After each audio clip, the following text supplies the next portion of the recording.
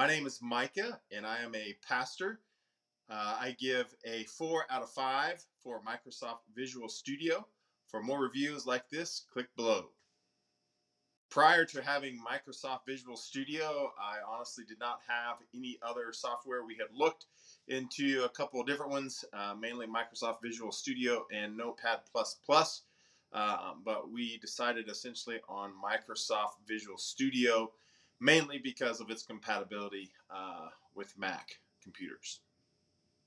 A couple of the reasons that I chose Microsoft Visual Studio: number one, I was very inexperienced in any kind of code writing, some things like that. So I needed something that was a simple platform. Plus, I was highly recommended by an individual who had some experience there.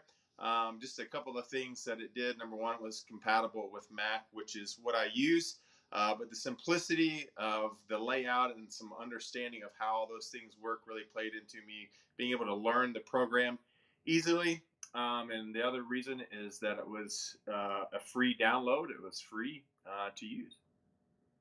Getting started with Microsoft Visual Studio at first was a little overwhelming, to be honest, but it was easy to kind of catch on. One of the things that you can do is kind of design your own layouts and colors and themes. So that was helpful to get things where I could feel like I could understand them and have access to them. But one of the benefits of Microsoft Visual Studio is that I could incorporate other extensions and plugins and some things like that, even though I may not always necessarily need those, but they were available if they were there. But it was pretty easy once you kind of learn how things work to catch on and to continue to use it. If you're considering getting Microsoft Visual Studio, I think there's probably a lot of resources on the internet that can help you learn how to write code and some things like that.